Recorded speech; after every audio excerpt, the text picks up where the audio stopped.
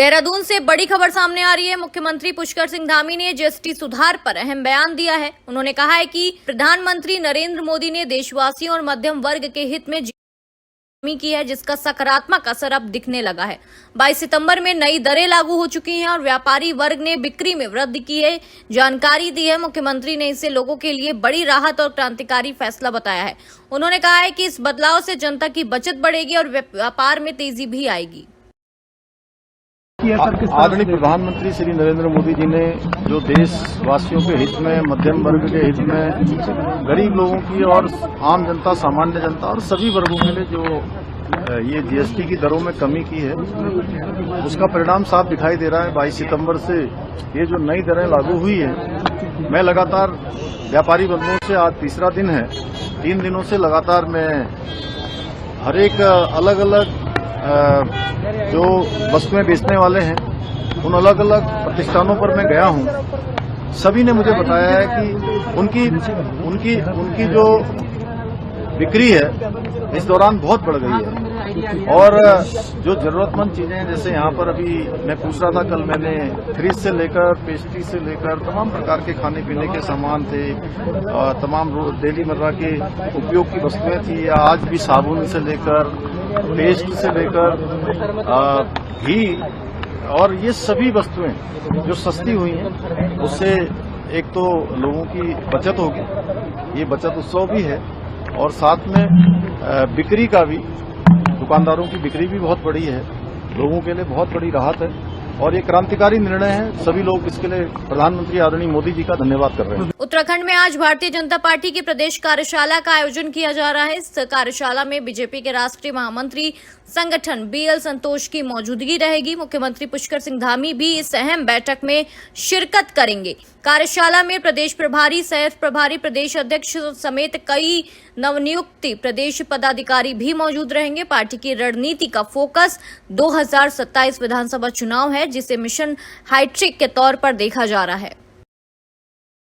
उत्तराखंड के पवित्र केदारनाथ धाम में गर्भगृह को स्वर्ण मंडित कराने के मामले में अब बड़ी अपडेट सामने आई है। गढ़वाल मंडल आयुक्त ने अपनी जांच रिपोर्ट सौंप दी है, जिसमें बद्रीनाथ केदारनाथ मंदिर समिति यानी कि बीकेटीसी को क्लीन चिट दे दी गई है। रिपोर्ट में साफ कहा गया है कि बीकेटीसी ने ना तो खुद सोना खरीदा है और ना ही गर्भगृह में सोना लगवाया है। उन्होंने केवल दानदाता का सहयोग किया है। लंबे समय से इस मुद्दे को लेकर मंदिर समिति पर आरोप लग रहे थे, लेकिन अब जांच पूरी होने के बाद विपक्ष इस पर मौन है। मुख्यमंत्री धामी ने इस पर प्रतिक्रिया देते हुए कहा है कि जब सब कुछ पारदर्शी और सही निकला है तो विपक्ष को भी कहना चाहिए कि अच्छा काम हुआ है। सीएम ने कहा है कि हमने पहले ही कहा था कि काम ईमानदारी से हुआ है और अब जांच में भी ये सिद्ध कर लिया है। देखिए, जब वो हर मुद्दे पर जो है आरोप लगाते हैं और जब कुछ नहीं मिलता है तो उनको तब भी कहना चाहिए कि नहीं, अच्छा काम हुआ है और इसमें जो है पारदर्शिता के साथ काम हुआ है और जांच में सब सही पाया गया है। तो थोड़ा उन लोगों को भी कहना चाहिए, हम तो पहले ही कह रहे थे। जी सर, ठीक है सर। आई लव मोहम्मद विवाद अब यूपी से निकलकर कई राज्यों तक फैल चुका है। ताजा मामला उत्तराखंड के काशीपुर से सामने आया है, जहां बिना अनुमति निकाले गए जुलूस को रोकने पर पुलिस पर पथराव और मारपीट की गई है।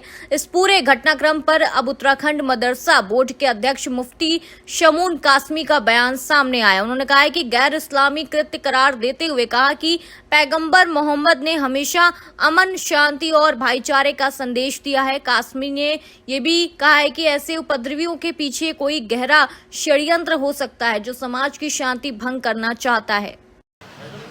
ये उस पैगंबर के नाम पे जो अमन और शांति और बराबरी और शोषण से के खिलाफ जिन्होंने काम किया हो, भाईचारे का काम किया हो, इंसानों में मोहब्बत पैदा की हो, उनके नाम पर, उस अवतार के पैगंबर के नाम पर आई लव मोहम्मद का नाम लेकर के इस तरह का ये कृत्य, मैं समझता हूँ ये गैर इस्लामिक है, गैर इंसानी है और ये इसके पीछे कोई ऐसा षड्यंत्र छुपा हुआ है जो शांति को भंग करना चाहते हैं।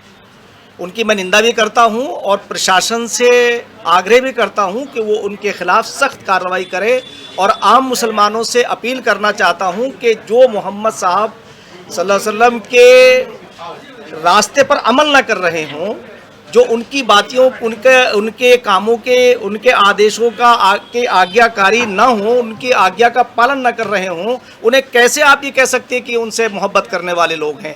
मैं समझता हूं कि जो उपद्रवी लोग हैं, जो काशीपुर के अंदर घटना ये हुई है, जहां जहां भी इस तरह की घटना को अंजाम देना चाहते हैं, मैं आम भोले भाले मुसलमानों से कहना चाहता हूं कि उनके कार्यों से, मोहम्मद साहब के कार्यों से कोई ताल्लुक नहीं है, ना कोई मेल खाता है। उत्तराखंड भाजपा की नई कार्यकारिणी में दंपति रावत भारद्वाज को प्रदेश महामंत्री पद की जिम्मेदारी सौंपी गई है।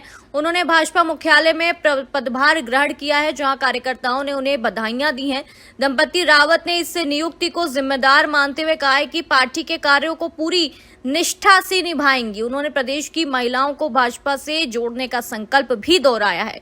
उनका मानना है कि महिला सशक्तिकरण के साथ साथ पार्टी की जड़ें और मजबूत होंगी। दंपति रावत ने 2027 के चुनाव में भाजपा की शानदार जीत का विश्वास भी जताया है।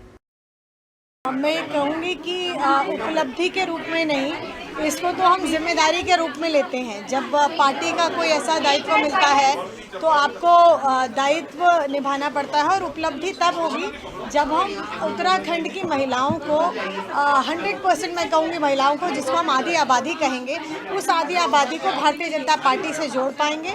भारतीय जनता पार्टी को 2027 में फिर से अच्छे नंबर से विजयी बना पाएंगे। मुझे लगता है वो हमारी उपलब्धि होगी, और अभी तो इसको एक कार्य मिला है और वो कार्य अच्छे से करना है हमें। बस वही। देहरादून से बड़ी खबर सामने आ रही है। संगठनात्मक कार्यशाला का शुभारंभ हुआ है। इस कार्यक्रम में राष्ट्रीय महामंत्री BL संतोष, मुख्यमंत्री पुष्कर सिंह धामी और प्रदेश प्रभारी दुष्यंत गौतम मौजूद रहे। ये प्रभारी रेखा वर्मा समेत नई प्रदेश पदाधिकारी, जिला प्रभारी और जिला अध्यक्ष भी इसमें शामिल हुए हैं। कार्यशाला में पार्टी संगठन को मजबूत करने और मिशन 2027 की रणनीति पर मंथन हुआ है। मुख्यमंत्री धामी ने जीत के मंत्र दिए हैं और वहीं राष्ट्रीय नेतृत्व में बूथ मैनेजमेंट पर खास निर्देश भी दिए हैं। भाजपा का लक्ष्य 2027 में उत्तराखंड में लगातार तीसरी बार सत्ता वापसी है। ऋषिकेश से बड़ी खबर सामने आ रही है, जहां 70 साल पुरानी सुभाष बनखड़ी श्री रामलीला कमेटी के कलाकारों और पदाधिकारियों पर मुकदमा लगने के चलते विवाद बढ़ गया है। रामलीला के पात्रों ने अपनी वेशभूषा में सज धज कर कोतवाली पहुंचकर अपनी गिरफ्तारी की मांग की है। रामलीला करने, राम बारात निकालने और दशहरे पर रावण दहन के लिए परमिशन न मिलने से कमेटी के सदस्य काफी परेशान हैं। कमेटी अध्यक्ष और उपाध्यक्ष का आरोप है कि राजनीतिक रसूखदार लोग उनकी कमेटी और संपत्ति पर कब्जा करने के लिए सरकार को गुमराह कर रहे हैं और उनके खिलाफ मुकदमा करवा रहे हैं। उन्होंने मुख्यमंत्री पुष्कर सिंह धामी से यह आग्रह किया है कि इसमें पूरी जांच होनी चाहिए और उनका जो धर्म है उसका भी पालन उन्हें करने देना चाहिए।